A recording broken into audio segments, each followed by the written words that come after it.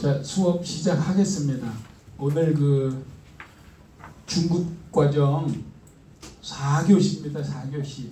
4교시 수업 정시에 시작하겠습니다. 안녕하십니까? 안녕하세요. 반갑습니다. 날씨가 어제 그제 조금 추워지고 막 비 오고 추워졌는데 이제 회복이 되겠죠. 5월달이 다가오는데 곧 뭐 5월이 원래 좋은 달이니까 날씨는 좋아질 걸로 봅니다. 일정 몇 가지 뭐 이미 밴드에 공지한 건데 오늘이 4교시 강의고요. 원래 우리가 지금 격주로 해서 한 달에 2번씩 해서 5월 2번, 6월 2번 해서 끝내야 되는데 5월 4일을 제가 휴강합니다. 죄송하지만. 왜냐하면 제가 5, 6, 7 경주, 남산, 종주 답사를 가요. 5일날 새벽에 가야 돼서 4일날 저녁 수업하기가 상당히 난감합니다. 그래서 양해를 구하고 그냥 5월에는 한 번만 하겠습니다. 그 대신 6월에 한 번 더 해요. 6월이 마침 5주까지 있어요. 보니까. 그래서 6월달에 3번을 격주로 하되 3번을 하고 종강을 하는 걸로 하겠습니다. 그 다음에 지난번에 우리 박관 방장님하고 이필전 총무님하고 추진을 하다가 의견이 완성이 안 돼서 속리산 법주사를 가기로는 했는데 언제 갈지 확정을 못했다가 다 마치고 7월 1일이나 2일 그러니까 마친 주 주말입니다. 그래서 토요일이 될지 일요일이 될지 의견 모아주시면 아직 날짜는 많이 남았으니까 2달 이상 그래서 가도록 하겠습니다. 사실은 좋은 때를 다 보내고 더울 때 가게 돼서 생겼는데 뭐 그래도 못 갈 건 없습니다. 그래서 쭉 배운 거 하고 한번 속리산 법주사 가서 법주사도 둘러보고 세족길 걷기도 한번 병행해서 뭐 여러 가지 다양한 프로그램으로 좀 가보도록 그렇게 준비를 하겠습니다.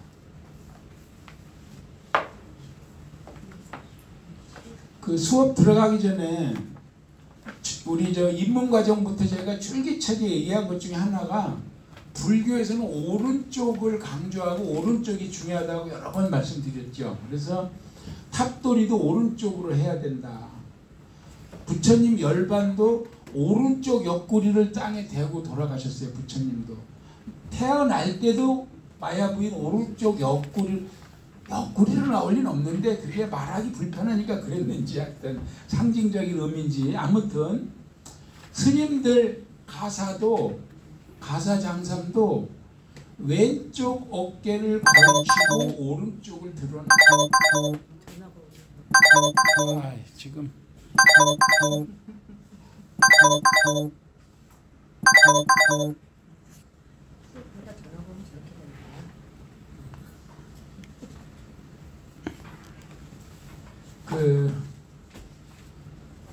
오른쪽 어깨를 드러내는 복장입니다. 왼쪽 어깨를 드러내지 않습니다. 그래서 다만 이제 우리나라는 인도에서 중국을 거쳐서 들어오다 보니까 중국은 좌가 우선이에요. 한자 문화권은 제가 얘기했죠. 상대되는 반대되는 말을 쓸 때는 먼저 오는 게 항상 우선적이거나 상위적이다. 좌우, 주야, 남녀 뭐 하여튼 상하 등등 선후 이렇게 하지 후선 이렇게 안 하거든요. 그래서 이건 좀 한자 문화권의 특징인데 사실 우리말이나 서구 문명도 보면 우리 바른손이라고 그러잖아요. 바른손, 오른손이 이 오른손의 의미가 많거든요. 왼손은 뭐냐? 옳다의 반대가 뭐 지금으로 말하면 그르다 정도인데 그르다의 옛말이 외다랍니다. 외다. 그래서 왼손은 뭔가 틀렸다는 의미가 많아요. 영어도 right, that's right. 그럼 맞는 거거든요. 맞다. Okay, that's right.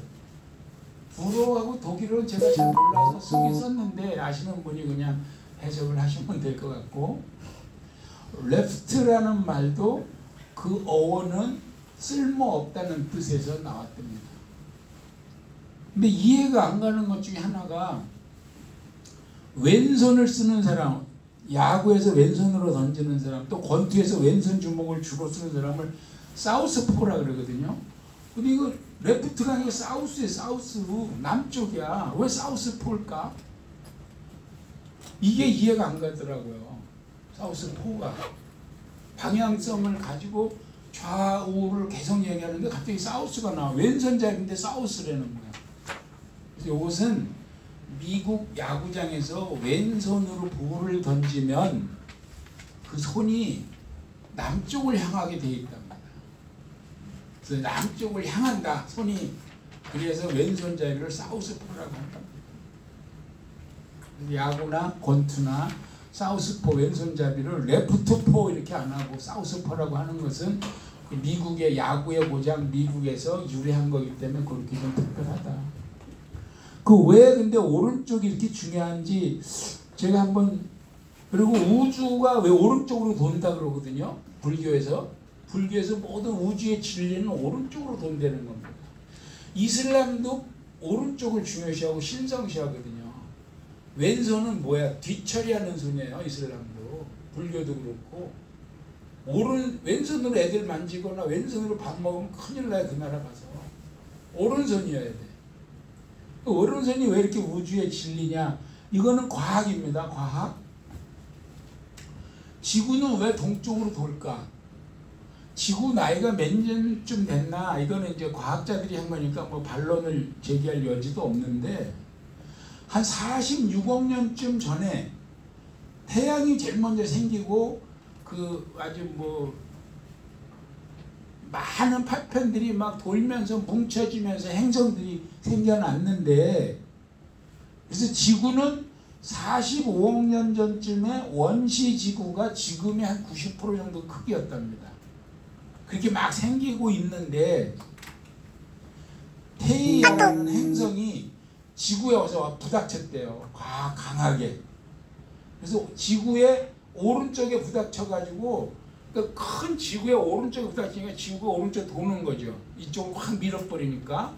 그래서 그때부터 지구는 오른쪽으로 돌기 시작했다. 시계 방향으로 돌기 시작했다는 겁니다. 그래서 이 광 부닥친 테이아라는 행성은 그 파편들은 지구에 더 뭉쳐져서 지구가 90%쯤 됐는데 100% 크기가 됐고, 지금처럼 다 뭉쳐지지 않은 나머지 파편이 따로 뭉쳐진 게 지금의 달이랍니다. 천문학자들이 한 얘기니까 믿으셔요. 그래서 지구가 오른쪽으로 돈답니다. 근데 이 불교나 이런 세계 우주 질서를 논하는 사람들은 그걸 어떻게 알고 오른쪽을 강조했는지가 사실 더 궁금한 거죠. 사실은. 그래서 46억 년 전에 이렇게 돼 있고, 나머지 이런 행성들이 다 생겼는데 지구가 90% 현재 원시지구 90% 크기에 있을 때 충돌이 오른쪽을 때려서 오른쪽으로 돌기 시작했다. 재밌는 통계가 현재는 24시간에 한 바퀴씩, 자전이죠, 자전. 한 바퀴씩 도는데 3억 년 전에는 22시간 30분이었대요. 이게 하루가 아니구나. 1만 년에 0.2초씩 느려진답니다. 1만 년에. 우리가 평생에는 세볼 수가 없겠죠. 그래서 75억 년이 흐르면 지구는 더 이상 돌지 않는데, 그러니까 얘가 때려서 돌기 시작한 힘을 잃어버리는 거지. 그때 가면 75억 년 뒤에 지구는 서 있는 거야. 그냥 이제 안 돌고. 근데 학자들이 그 75억 년 되기 전에 태양이 폭발할 것이다, 이렇게. 그러니까 75억 년 뒤에 우리 후손들은 다 멸망할 것 같은데 걱정이 되네. 불교에서 미륵보살이 언제 오신다 그래? 56억 7천만 년 뒤에 온다 그러잖아요. 약간 틀리긴 하지만 뭔가 그 유래가 연결이 되는 것도 같고, 그래서 종교와 과학의 관계를 잘 모르겠어요. 그래서 제가 문득 지나간 자료를 정리하다가 이 자료가 발견이 돼서, 불교에서는 왜 오른쪽을 그렇게 강조하고 세계적으로 왜 오른쪽에 대한 그런 신념이라든지 그런 것이 있는지 종교적으로 과학적으로 무관하지 않더라. 그 얘기를 제가 지금 드리려고 뜬금없이 오른쪽 얘기를 꺼내봤습니다. 참고하시고요. 종교가 과학적이지 않으면은 그 많은 과학자들이 종교를 믿을 리가 없죠. 어떤 교가 됐든 불교가 됐든 뭐 천주교가 됐든 기독교가 됐든 과학자들은 종교를 믿으면 안 되잖아요. 근데 다 종교 믿거든요. 자, 수업 나갑시다. 오늘은 이제 사리신앙에 대해서 본격적으로 알아보겠습니다. 사리신앙. 과연 사리가 무엇인지, 왜 사리가 신앙의 숭배의 대상이 됐는지, 그 사리신앙의 대표적인 것이 정멸복음이죠. 우리나라의 경우 정멸복음에 대해서는 정말 어느 절이라도 정멸복음을 갖고 싶어 하죠. 그래서 정멸복음, 사리신앙, 요거에 대해서 한번 차분하게 알아보도록 하겠습니다. 부처님, 석가모니 부처님 얘기를 다시 쭉 돌아가면 그분이 돌아가셔서 언제 2567년 전에 돌아가셨죠. 그죠? 2567년 전에 돌아가셨어요. 그래서 열반에 들었다 이렇게 표현을 했는데 전륜성왕의 예법에 따라서 다비식을 치루었습니다. 다비와 화장은 같은 것 같지만 다르다 그랬죠. 그래서 다비를 치르고 났더니 사리가 나왔다. 사리가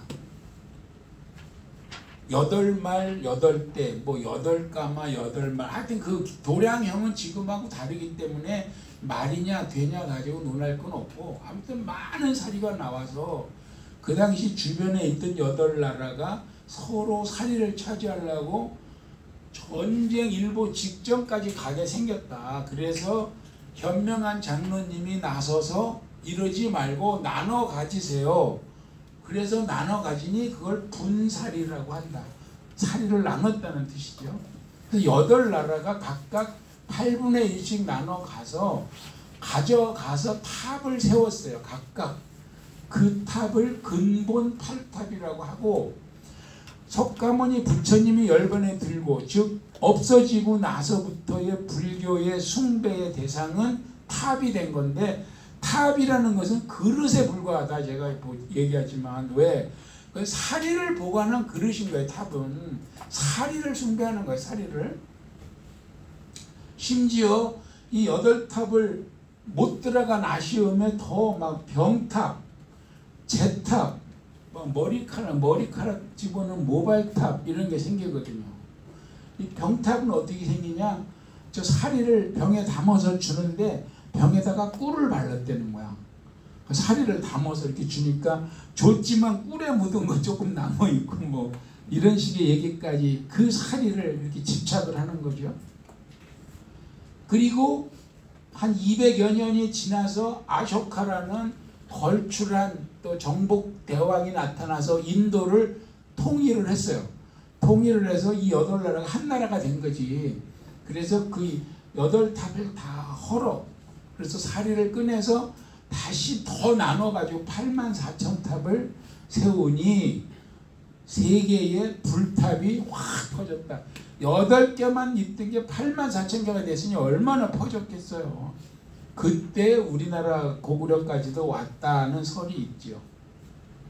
그리고 이 탑은 원래는 스투파, 지체가 높은 분을 모신 곳을 스투파라고 하는데 줄어서 투파, 한자로 타파 하다가 더 줄어서 탑이 됐다. 그래서 사리신앙의 본체는 탑인데 우리가 탑을 경배하는 것은 탑 자체가 숭배 대상이 아니고 탑에 담긴 사리가 숭배 대상인 것이죠. 그래서 사리를 숭배하는 사상이 불교의 부처님 열반 후에 첫 사상입니다.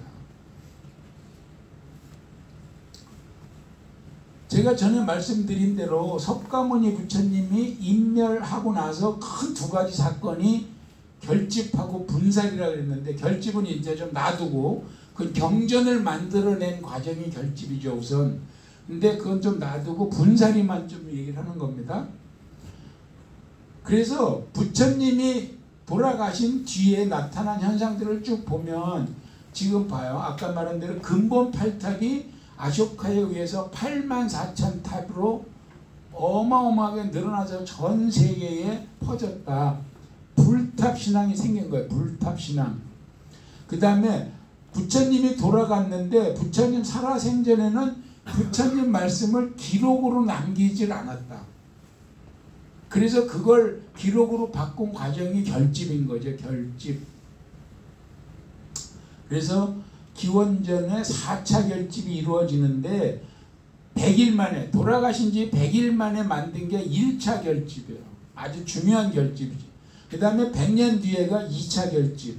그래서 1차 결집은 아마도 첫 경전이 만들어진 과정이고 2차 결집은 전에 얘기한 대로 남방불교와 북방불교, 소승불교와 대승불교 분파가 생기는 아주 핵심 결집이죠. 그리고 불교에서 말하는 지금 거기서 제자들이 모여서 글로 썼다는 거는 전부 인도말로 쓴 거예요. 인도말. 산스크리트어. 한자로 말하면 버머. 그걸 우리가 못 갖다 보죠. 그래서 그것을 중국에서 유명한 두 번의 그 번역 과정이 일어나는데 구마라집이 번역한 것은 구역이라고 하고 현장법사가 번역한 것은 신역이라고 하죠. 이 두 걸출한 스님들이 인도말로 되어 있는 경전들을, 불교의 경전들을 한역한 겁니다. 한역. 우리나라에서는 한자 문화권에 속하기 때문에 한역을 그대로 갖고 와도 다 통하죠. 읽고 이해할 수가 있는 거예요. 우리가 쓰는 말들이 다 이 두 분이 만들어낸 말이에요. 버머에는 그런 말이 없어요. 극락 간다, 지옥 간다 이런 말이 버머에는 없어요. 그걸 한자 말로 이걸 뭐라 그럴까? 이걸 극락이라 그러자 이렇게 한 거예요. 그 저분 둘이서 이건 지옥이라고 하자. 뭐 막 어떤 부처님을 설명하는 버머를 한자로 가져오면서 이걸 뭐라? 그럼 이거를 관세음 보살이라고 하자. 이렇게 이름을 짓고 다 한 거예요. 그래서 그게 우리가 그대로 들여왔죠. 한국 이 땅으로도. 문제는 부처님 돌아가시고도 400년 500년 가까이 무불상 시대. 불상이 없어요. 그러니까 지금은 절에 가면 대웅전 들어가서 부처님한테 삼배하고 막 하잖아요. 400~500년 동안은 불상이 없어요. 불교에 관련해서. 온리 탑이에요. 탑. 또는 이제 제가 답사를 다녀보고 문헌을 뒤져보니까 뭐 불족석 이런 거 있죠. 부처님 발을 새긴 돌 막 이런 거를 경배하고 했지. 불상은 400~500년 뒤에 그리스 문화가 동방으로 넘어오면서 오리엔탈 문화로 넘어오면서 불상이 생기지. 그 전까지는 불상이 없어요. 그러다가 보니까 어떻게 보면 자 부처님은 돌아가셨어. 아직 불상도 없어. 미래불 미륵불은 56억 7천만 년이 지나야 와. 이제 겨우 2000년 지났어요. 이제 겨우 56억 년이 좀 길거려, 그죠? 그 돼야. 그러니까 어떻게 보면 지금 무불 시대야, 무불 시대. 현불은 가시고 미래불은 안 오시고 이런 상황인데, 자 이렇게 보시면 지금 우리가 맞이하고 있는 불경이 부처님 돌아가시고는 바로 없었던 거죠. 100일 뒤에 만들었고 6번의 결집이 있었는데 5차, 6차는 조금 신빙성이 없어요. 4차 결집까지는 거의 이견이 없어요. 그래서 4차 결집까지 과정을 거치면서 불경이 정해졌다 이렇게 통상 인정하거든요, 학자들이. 그러니까 바로 직후에는 불경이 없어요. 불상도 없어요. 미래불은, 현재불은 가셨는데 미래불은 아직 안 오셨어요. 있는 건 뭐야? 사리밖에 없는 거예요. 사리. 이제 그 당시 상황으로 돌아가서 보면 제자들이 또는 세상 사람들이 불처님을 돌이킬 때 남아있는 건 사리. 근데 사리가 어디 공중에 부유해서 있는 게 아니고 탑에 담겨 있는 거죠. 탑에. 그래서 사리신앙은 탑신앙이다 이렇게 보고. 그래서 탑돌이라는 것은 궁극적으로 사리신앙의 한 형태입니다. 탑을 돈다는 것은. 근데 우리나라는 불교가 기복신앙화하면서 탑 돌면서 많이 주로 빌죠. 아들 낳게 해달라, 뭐 합격하게 해달라, 뭐 등등. 아무튼 그래서 불탑에 대한 사리신앙이 유일한 어떤 이 종교적인 신앙의 모습이었다, 이렇게 이해를 하시면 되겠습니다. 그러면 사리는 도대체 뭐냐? 사리는 한자로 이렇게 쓰는데, 제가 한자로 어떤 명칭을 쓸 땐 두 가지 방식이 있다 했죠. 하나는 소리를 그대로 가져오는 방식 하나는 뜻을 가지고 오는 방식 하나. 요거는 음역이니까 소리, 사운드를 가져온 겁니다. 그러니까 이 사자, 이 리자 이익이 된다는 뜻이 왜 들어가죠? 사리에 그 의미가 없어요. 소리만 따온 거니까. 사리라는 소리. 원래는 사리랍니다. 사리라. 사리라가 한자로 사리, 가장 가까이 사운드가 나는 거죠. 그래서 사리를 음으로 따왔는데, 사리는 크게 세 가지로 지금 나누어서 볼 수 있다. 진신사리, 우리가 말하는 정멸보궁, 진신사리 모신 절이 지금 우월한 지위를 누리고 있죠. 불교에서. 진신사리, 석가모니 진신사리. 진신사리는 부처님 사리를 말합니다. 즉 석가모니 부처님의 진신사리. 법신사리라는 말도 있어요. 법신사리는 뭐냐? 아무리 부처님 사리가 84,000탑이 됐다고 해도 이 지구상의 불교와 관련된 탑이 84,000개라도 하나씩밖에 못 넣잖아요. 80만 개면은 나머지는 탑에 사리를 못 넣을 거 아니에요. 그래서 사리를 대체하는 그 무엇이 법신사리예요. 그래서 어떤 탑을 해체해서 보면은 작은 소탑을 만들어 넣기도 하고, 불교 경전을 막 어떤 두루마리 같은 데 써서 넣기도 하고, 사리가 부족하기 때문에 법신사리로 대체하는 겁니다. 그 다음에 승사리. 요거는 이제 선종이 오면서 고승들 문파의 계산저부터 쭉 이어지는 그 맥을 잇는 고승들도 거의 부처님에 준해서, 깨달으면 누구나 부처님이니까 북방불교에서는 그분도 돌아가시면 사리를 취해서 모신 사리탑, 승탑, 승사리가 되는 거예요. 대략 사리는 이렇게 세 가지로 나눠지고, 사리를 세는 단위, 사리가 5알 나왔다. 알이라 그럴까? 개라 그럴까?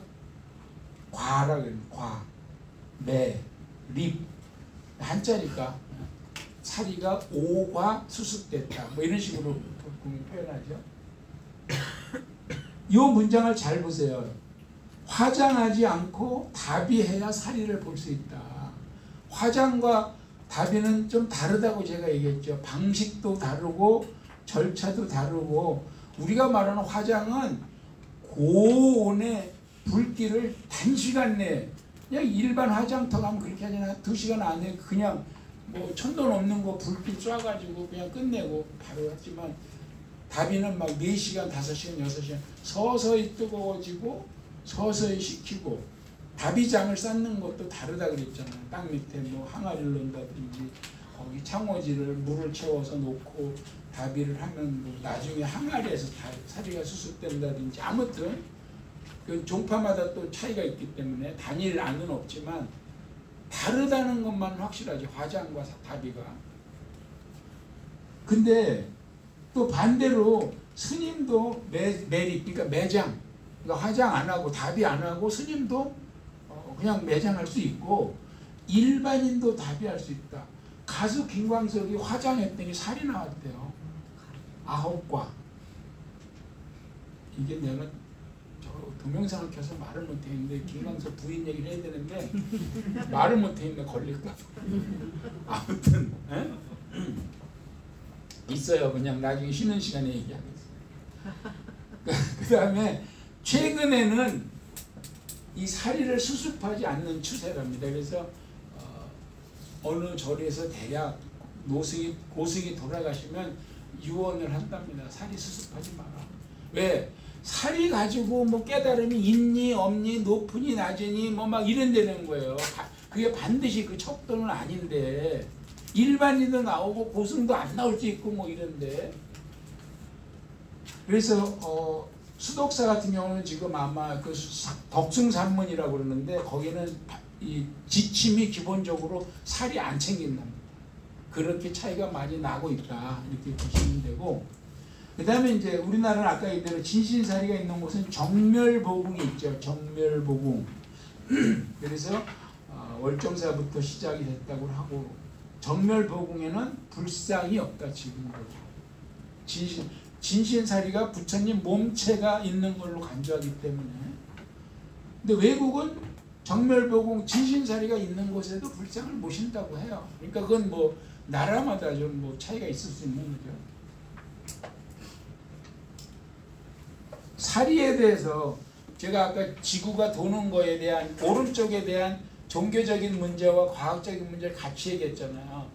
이것 때문에 그런 겁니다. 사리에 대해서 과학적으로는 그러면 한번 어떠냐 분석을 해봤어요. 1995년에 인하대학교 이명진 박사가 모 사찰에서 사리를 기증받아서 그 사리를 과학적으로 분석한 결과입니다. 그냥 좀 지루해요. 지름 0.5cm 파달 크기인데 뭐 이런 거 우리 잘 모르죠. 방사성 원소 프로트악티늄, 리튬을 비롯해서 티타늄, 나트륨, 크롬, 마그네슘, 칼슘, 인산, 산화, 알루미늄 등등등 12종이 나오더라. 분석을 해보니까. 그래서 이 사리가 일반적인 뼈 성분하고 비슷하다. 우리 뼈하고. 그 다음에 경도, 강한 정도를 체크를 해봤더니 15,000파운드에서 부서지기 때문에 강철보다 단단해야 돼. 강철이 12,000에서 부서진대요. 그 다음에 혹시 이제 가장 반론이라든지 이렇게 툭 던지는 말 중에 그거 일종의 결석이다. 요로 결석 생기듯이 그 어떤 신체적인 결석이 생긴 것이 이게 뭐 사리가 뭔 깨달음하고 관계있냐 이렇게 이제 어떤 그런 반론 차원의 얘기들이 있어서 결석하고 비교를 해본 거예요. 실제 몸에도 결석이 생기니까. 결석은 칼슘, 망간, 철, 인 등 이렇게 이런 걸로 돼 있고 좀 다르죠. 고열에는 그냥 없어지는 거예요. 지금 결석도 깨잖아요. 그 요로 결석 같은 거 깨서 이렇게 배출시키니까. 또 경도도 높지 않고. 그래서 결석은 아니다. 일단 결석하고 다르다. 그래서 대략 또 이런 말이 있어요. 몸속에 칼슘, 규소 등 금속 이온이 산화하면 사리 같은 성분이 생길 수 있다. 근데 이런 거는 채소 같은 데 많다는 거예요. 그래서 육식을 안 하고 채식을 많이 하는 스님들은 사리가 나올 확률이 많다. 이 섭생에 따라서. 그리고 다비식이라는 게 아까 말하는 대로 일반 화장은 단시간에 고열로 태워버리지만 다비식은 서서히 높여지고 장기간 태우다가 서서히 식어가기 때문에 그런 과정에서 사리가 섭생으로부터 생긴 과정과 화장하는 과정까지 연결돼서 생기는 어떤 결주체가 아니냐 이렇게 이제 이건 과학에서 성분분석 우리나라에서 나온 겁니다. 참고로 사리에 대해서 이 정도로 관심 있게 또 분석도 해봤구나. 우리가 흔히 하는 말로 또 좀 약간 토속적인 말로 저속적인 말로 뭐 성생활을 안 하면 뭐 정액이 굳어서 사리가 된다 뭐 이런 말도 있고 막 그런 얘기 하잖아요. 그래서 아무튼 뭐 사리에 대해서는 신비로움 반, 종교적인 믿음 반, 또 일부에서는 나름대로 뭐 그냥 그렇게 대수롭지 않게 생각하는 반 이렇게 돼 있습니다. 색깔은 전부 다 검고 하얀 색깔이에요? 그러겠죠. 저도 뭐 잘 그래서 그냥 사리는 그렇게 우선 그 과학자들 영역으로 맡겨두고 우리가 분석할 수는 없고 우리는 이제 중국 과정에서 사리 신앙에 대해서 접근하는 과정에 잠깐 소개한 거니까. 그 다음에 기록에 사리가 어디서 나오느냐. 사리 얘기가 삼국사기에 보면 신라 진흥왕 10년에 양나라에 유학을 갔덕이라는 스님이 그 나라 황제가, 그러니까 양나라 황제겠죠, 보내준 불사리 몇 과를 들고 양나라 사신하고 같이 귀국했다, 이런 말이 나온다. 그러니까 중국에서는 이미 저때 벌써 사리신앙이 돼서 황제가 관심을 갖고 사신이 돌아갈 때 아니면 유학 온 스님이 돌아갈 때 그걸 선물로 보낼 정도로 아주 중요하게 따졌다는 거죠. 또 진흥왕 37년, 거의 뭐 몇 년 차이 안 나는데, 이번엔 진나라에 유학 간 안홍이라는 스님이 이번에 또 인도의 비마라 스님을 대동하고 같이 와서 사리를 보였다, 선보였다. 이렇게. 삼국유사에는 우리가 지금 이 땅에서 말하는 사리의 출처는 대부분 여기입니다. 선덕여왕 때 자장율사, 아주 이분이 우리나라 사리의 시초죠. 중국으로 유학을 갔다가 중국 오대산에 머물 때 문수보살을 친견했다고 그랬어요. 친견, 직접 뵙고 그분으로부터 석가모니 사리여하고 가사를 다 받아서 여왕이 귀국해라 그러니까 귀국해서 통도사의 금강계단을, 지금 있는 금강계단의 최초겠죠, 그걸 자장율사가 세우고 거기에 사리를 보셨다. 이게 삼국유사에 나오는 거예요. 그래서 지금 현재 우리나라에서 말하는 진신사리의 가장 원초는, 요거는 이런 말이 있는데 물건 얘기는 없거든요. 근데 이거는 물건 얘기까지 다 있잖아. 장소까지 아주 명시해서. 그래서 통도사 금강계단을 만들고 거기 모셨다. 단서가 있어. 일부는 딴 데 모셨다는 얘기가 되는 거죠. 그 다음에 사리에서 아주 우리 대표적인 게 미륵사지의 서탑을 해체 보수하면서 나온 사리봉영기, 사리를 받들어 모신 기록이죠. 대단한 기록이에요, 이거 사실은. 뭐 요거는 해석판이고 원래는 그 금판에 한자로 썼죠. 금판에 한자로 썼는데 백제 무왕 때 요게 지금 심주석 가운데 기둥 다 드러내고 마지막에 심주석 여기서 나온 거죠. 거기서 사리봉영기가 2009년에 발견했습니다. 2009년에. 근데 639년에 집어넣었다는 거. 그러니까 약 1400년 만에 발견한 거죠. 대단한 거. 근데 여기 이게 백제에서는 아주 뒤통수를 맞았죠. 선화공주가 아니라는 거죠. 이게 선화공주다 했어야 그 동화가 그냥 사실이 되고 그 꾸며놓은 선화공주와 막 그 유적들 막 이것이 다 그대로 그냥 인정이 됐는데 지금 좀 이것 때문에 많이 그 실망을 했는데 어쨌거나 중요한 것은 이렇게 해서 기해년 정월 29일 여기 639년에요. 사리를 받들어 맞이하셨다. 그래서 사리를 백제 때도 왕후가 받들어 모시면서 기록으로 남길 정도로 사리 기록, 지금 기록에서 나타난 사리 얘기를 하는 겁니다. 그 다음에 관세음 응험기라는 게 있어요. 관세음을 만난 경험담이야. 쉽게 얘기하면 천주교에도 어디 가면 마리아 만난 기록 막 이런 거 있죠. 그 세 소녀들 만나서 둘은 지금 수녀가 돼 있고 막 끝내 말 안 하고 막 이런 기록들이 있어요. 종교의 신비함은 그냥 그 기다 아니다 굳이 그럴 필요가 없어. 똑같아. 이것도 그런 얘기예요. 관세음을 경험한 기록.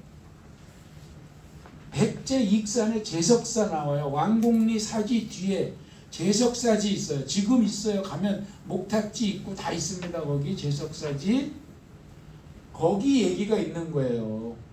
639년 비슷하죠? 잠시 다시 639년이잖아. 미륵사지가. 엄마? 이것도 639년이에요. 11월 어느 날 번개가 떨어져서 절 건물이 불타고 7층 목탑이 무너져 내려. 그 목탑지가 지금도 있거든요. 제석사지에 가면. 그랬는데 그 무너져 내렸는데 그 심초석에 역시 거기도 가운데 기둥 받침석이 있는 거예요. 똑같이. 거기에 사리병, 칠보, 반야경, 동판 등이 나왔는데 그래서 무왕이 이때가 무왕 때예요. 아까 그게 무왕 왕비가 발언을 한 기록이고 그러니까 여기도 무왕이지. 무왕이 참회법회, 불탑이 벼락 맞아서 무너졌으니 참회법회를 했다는 거야, 무왕이. 근데 사리벽이 저절로 열리더라. 그래서 사리가 6매. 그 사리의 기적이 많이 일어납니다. 사리가 한 과가 2과가 되기도 하고 막 이런 것도 있어요. 또 갑자기 연기가 확 나면서 없어지기도 하고, 그 신비로운 이야기 중에는 기냐 아니냐 따지면 바보야, 그냥 그런가 보다 해야 돼. 그래서 절을 다시 지어서 사리를 다시 모셨다. 기록에 나와 있는 사리. 그랬는데 93년도에 제석자지를 발굴했고 불탄 목탑지가 확인이 됐어요.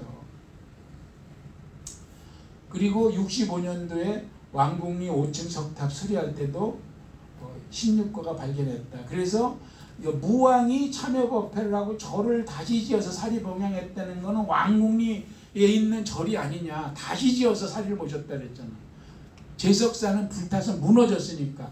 그래서 요것을 다시 지었다는 게, 왕궁리에도 가면은 지금은 왕궁리 탑만 남았지만 거기에 절이 있었다는 거거든요. 그 절을 탑에 모셨다는 거 아니냐. 왜냐, 여기서 사리 16거가 나왔으니까.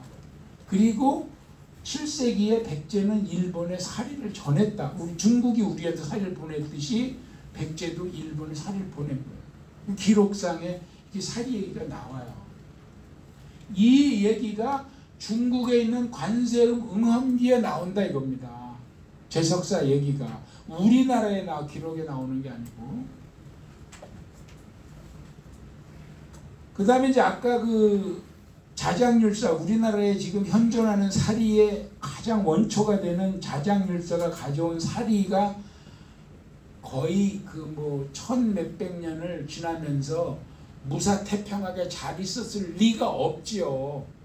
그 순환기 히스토리를 가볍게 알아보시죠. 자장율사가 643년에 귀국할 때 석가모니 부처님이 직접 입었던 가사 한 점과 사리 100립 100화, 그 중에 정수리 사리와 치아 사리 같이 중요한 사리가 있는 거예요. 그냥 일반 사리도 있지만. 그래서 황룡사 구충탑을 세웠고, 자장율사가 울산의 태화사, 그 다음에 아까 얘기한 통도사, 금강계단 이런 데 다 나눠 모신 거예요. 사리를. 가사는 금강계단에 모셨다고. 근데 그 뒤에 수차례 황룡사는 몽골 침입으로 황룡사 탑 자체가 없어졌죠. 불타서. 또 왜구들 수없이 침입을 해서 통도사만 남은 거예요. 이제 통도사만. 그래서 오대산에 사리를 안치했고, 그것이 정암사, 봉정암, 사자사 이런 데 사리탑을 건립했다. 그 중에 정암사는 나중에 세월이 흘러서 임진왜란 때 사명대사가 모신 것이다. 이렇게 이제 요 5대 정멸봉으로 꼽히는 절들이거든요. 근데 상원사는 뒤에 이제 상원사 그 사리 정멸보궁을 보여드리겠지만, 다른 데는 정멸보궁이 모셔진 탑이 정확히 있는데 상원사는 어디라고 나와 있질 않아요. 그냥 그 뒤에가 그냥 정멸보궁이 뒤에 어느 곳에인가 모셨다. 정확치 않게 돼 있어요. 그 다음에 또 다른 기록을 보면 공민왕이 홍건적이 쳐들어와서 안동까지 피난을 내려가잖아요. 내려갔다가 다시 개경을 회복해서 올라가면서 통도사에, 아니 속리사구나, 속리사에 들려서 사리를 직접 봤다, 이런 기록이 또 있어요. 그 다음에 이제 요 박스 친 거는 제가 그 조선왕조 500년을 수요 포럼에서 강의하면서 신덕왕후 강씨 얘기를 할 때 이 얘기를 해줬거든요. 신덕왕후 강씨가 이성계가 왕이 되고 4년 만에 죽었는데, 죽을 때 어디서 죽었냐면 판매시 부사 이득분 집에서 죽었다, 이렇게 돼 있어요. 이득분. 그 이득분이 여기 나와. 이득분. 뭐냐면 고려말 우왕 때, 고려말에 왜구가 얼마나 우리나라, 원래 우리가 보통 생각할 때 왜구, 해적 뭐 이런 거는 배 몇 척에 그냥 20명이 우당탕 상륙해가지고 바닷가에 있는 집 털고 몇 놈 죽이고 뺏고 막 얼른 도망가고, 이 정도가 우리 상식인데, 고려 말 특히 우왕 때 이때는 막 100척, 200척 이렇게 오는 거예요. 병력이 많을 때 2만, 3만. 이게 전쟁이야 사실. 정규전하고 다를 바가 없는 거예요. 그 정도로 왜구가 들어왔다고. 그 정도. 그래서 해안가만 터는 게 아니라 내륙을 아주 분탕질을 치고 다니고 경남, 전남은 아주 걔네들이 해집고 다녔다고 그랬어요. 그래서 잠깐 그때 얘기를 좀 역사 얘기를 하면 그 군산, 서천하고 군산이 이제 그 만으로 다 이렇게 쫙 갈라져 있는데 지금은 다리가 낮았지만 옛날에는 배가 다녔어요 거기. 그래서 서천 가서 배를 쫙 차를 대놓고 놀고 있으면 내 순서대로 배에 실어. 그럼 군산 건너가고. 근데 거기 이제 근거 하구똥 맞고 지금은 아예 다리가 생겼는데 군산에 거기 가면 진포대첩비가 있어요. 진포대첩은 뭐냐면 저렇게 수백 척에 그때 한 2만 5천 명까지 들어왔다 그러는데 그 해적들을 일거에 때려부신 게 우리나라 고려 말이니까 최무산이가 화약을 최초로 만들었거든요. 화포. 화약을 사용하는 포가 처음 나온 거야 전쟁에. 그래서 그 화포로 왜구 해들을 엄청 때려부셨어요. 그래서 배가 다 불타버려서 해적들이 육지로 올라와. 배가 없어져서 얘네들이 그러니까 육군이 된 거야. 해군이 쉽게 얘기하면. 그러니까 자기들끼리 모여 그래서 대부대가 돼서 돌아다니는 거예요. 경남으로 전남으로 막 이렇게 해서 걔네들이 어디 모였냐 지리산 자락에 모여서 개성으로 쳐들어가겠다고 막 큰 소리 치고 있는 거예요. 그걸 이성계가 내려가서 선멸한 대첩이 황산대첩이에요. 그래서 이성계가 황산대첩에 공을 세워서 그때부터 고려에서 이성계 막 하는 거예요 이제. 근데 그 이성계가 황산대첩에서 그 물리치고 올라오고 그런 정도로 그 당시 왜구들의 침탈 상황이 우리가 생각하는 뭐 해적선 한두 척이 와서 맷집 털어가고 이런 상황이 아니었다. 이렇게 보시면 되고. 그러다가 보니까 통도사가 얼마나 내륙이에요 지금. 물론 저기 언양에서 멀진 않지만 그럼에도 불구하고 그 정도까지 치고 들어오는 거예요 아예 해적들이. 그래서 그 통도사 주지월송 스님이 통도사의 그 여기 자장률사가 그 이 옛날에 심어놨던 거를 이때는 벌써 한 1300년이니까 벌써 한 거의 600~700년 뒤에잖아요. 그놈들한테 뺏길까봐 자장률사가 묻어놓은 가사하고 정골사리는 정수리를 얘기합니다. 정수리. 그 다음에 신골, 이건 이제 몸에 이런 뼈 살이 꺼내가지고 개경 실권자 이득분한테 찾아왔다. 이걸 들고 이걸 어디다가 모실지 몰라서 그 당시 서울이 개경이니까 서울로 와서 그 당시 실권자가 이득분인 거야. 신덕왕후가 저 집에 가서 죽을 정도니까 실권자지요. 거기에 가서 내가 이래서 이걸 가지고 올라왔습니다.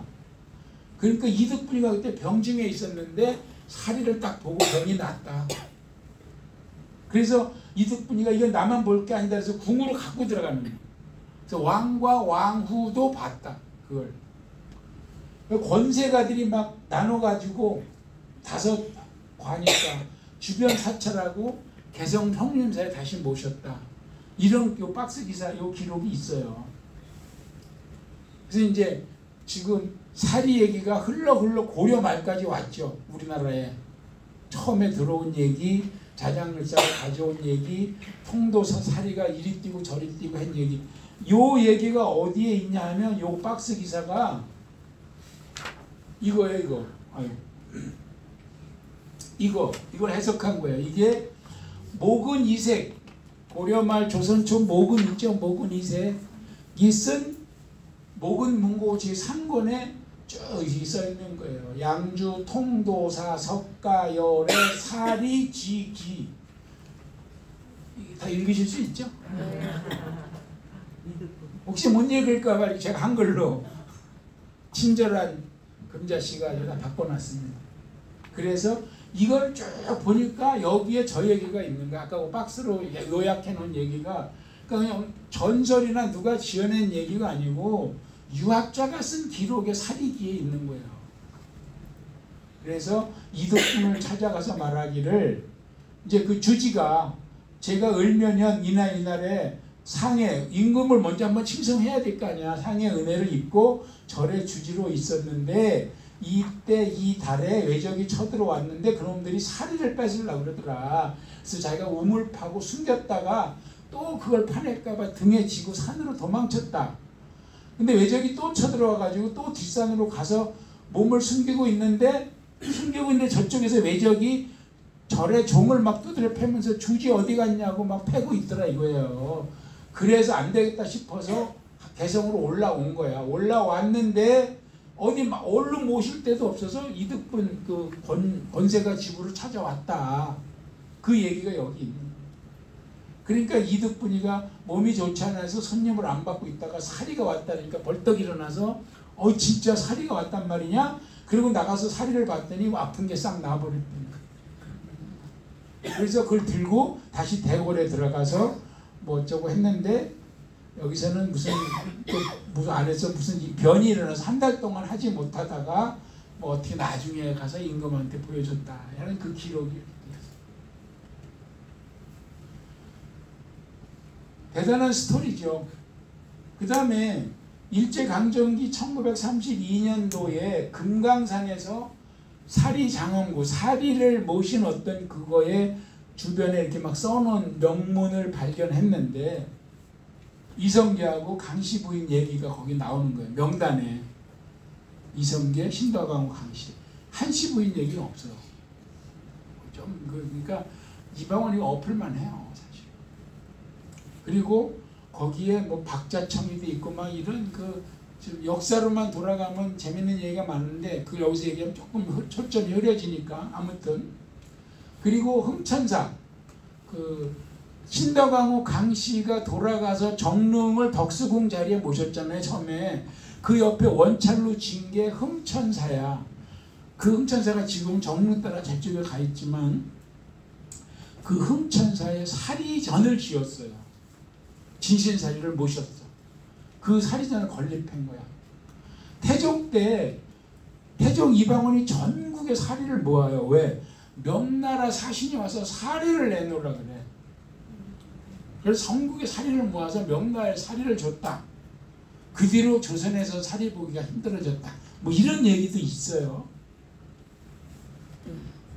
근데 뭐 다 줬겠어? 몇 개 걷어서 줬겠지.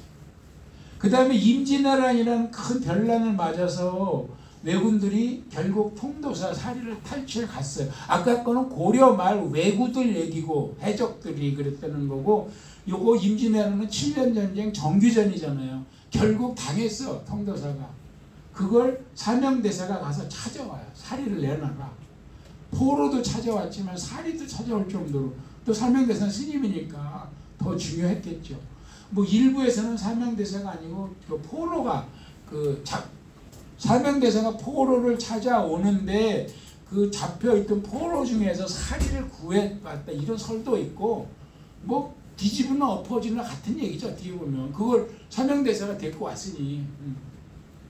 그래서 사명대사가 찾아온 걸 2개 함에 나누어서 묘향산에 있는 서산대사에게 보내. 자기 스승한테. 그랬더니 서산대사가 2박스를 하나는 돌려보내고 하나는 통도사에 가서 봉안을 했는데 통도사 가는 길에 약간의 1-2개를 용현사에 모신 거야. 그래서 대구 용현사가 다시 지금 정멸복음 8대 복음으로 플러스 3세 들어가는 근거가 있는 거예요. 그 다음에 태백산 갈반사에 하나 모셨어요. 태백산 갈반사가 지금 정암사예요. 정암사. 그 다음에 건봉사도 5대 정멸복음의 플러스 3이죠. 거기에도 진신사리, 건봉사 진신사리 유명, 그거 지금 볼 수 있어요. 이렇게 12가를 모셨는데 엄마야 이거 86년도에 도둑 맞았어요. 12가가. 근데 8과가 돌아왔어. 왜 돌아왔는지 알아요? 훔쳐간 놈들이 밤마다 부처님이 나타나서 사리 갖다 놔라 그래가지고 싫어요. 이거 신문에도 났어. 근데 4과는 안 돌아오고 어떻게든지 하여튼 중간에 뭐 야로가 있었겠지. 그래서 8과는 돌아와서 지금 가면은 볼 수 있습니다. 건봉사. 그 다음에 이제 도리사, 구미에 있죠. 구미 도리사. 백꽃, 복숭아꽃, 백꽃 그거예요. 도리. 거기에 세전 사리탑을 수리하는데 사리가 발견이 됐어. 그래서 5대 정멸보궁 플러스 여기 용연사, 건봉사, 도리사는 요 근거로 플러스 셋 돼서 지금은 8대 정멸보궁이라고 합니다. 자, 우선 5대 정멸보궁. 통도사, 금강계단이 있죠. 그 대웅전 뒤에. 요게 이제 메인이지. 그 자장율사가 바로 시작했던 그 통도사. 그 다음에 봉정암, 여기는 자연 바위 위에 봉정암 사리탑이죠.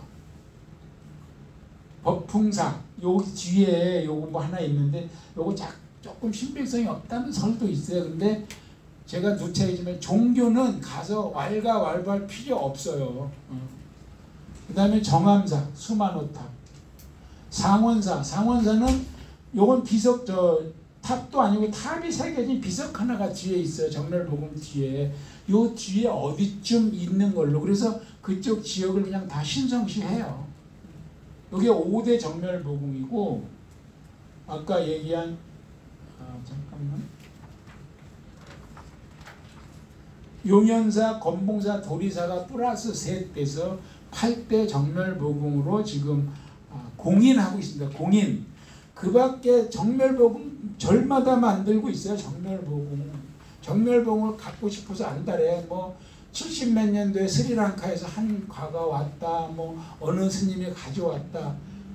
제가 얘기하잖아요. 가서 왈가왈부 하지 마. 그냥 그러냐고 하면 됩니다. 그럴 리가 있냐 뭐 이러면 안 됩니다.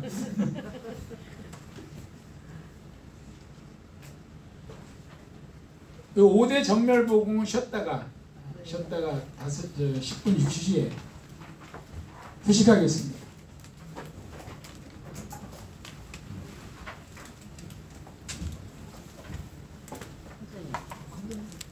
요 끄고 하겠습니다. 요 껐다가 10분 뒤에 키겠습니다. 김광석